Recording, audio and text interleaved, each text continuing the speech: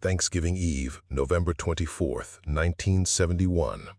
A man boards Flight 305 in Portland, pays cash for a ticket, grabs a bourbon and soda, then hijacks the plane for $200,000 and vanishes into the night sky. No body, no trace.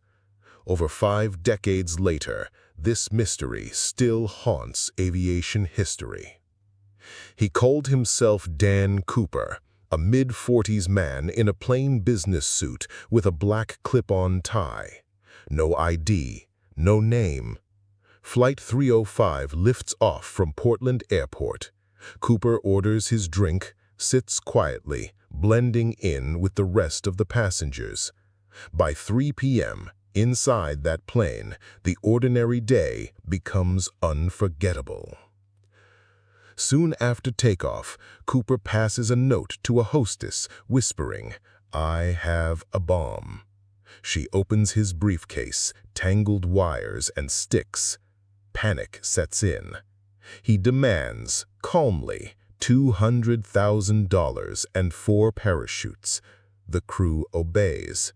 Hierarchy, urgency, and precision. He strips off the tie later providing FBI with the only DNA-linked clue we've got. Seattle, 1971. The plane lands. Cooper trades 36 hostages for cash and shoots, then refuels.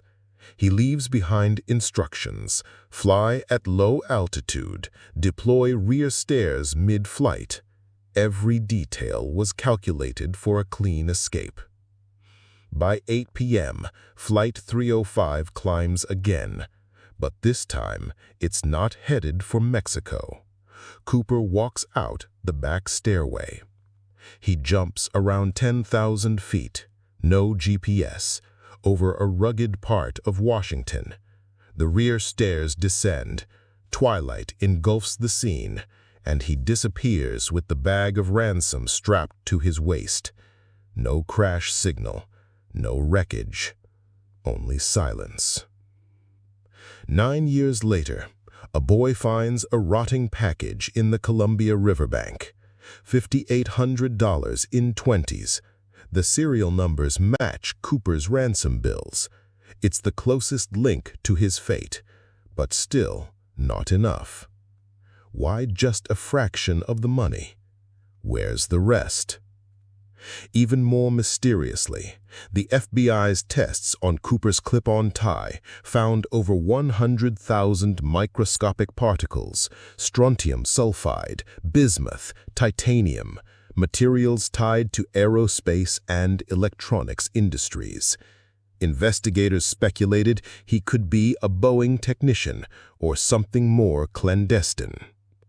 In a stunning twist, retired pilot Dan Grider and the children of Richard McCoy Jr., a hijacker executed after a similar 1972 crime, presented the FBI with a modified parachute found on their mother's property.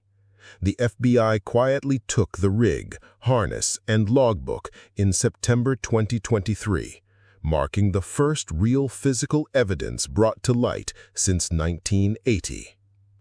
McCoy's hijack followed the same pattern: parachute escape with ransom.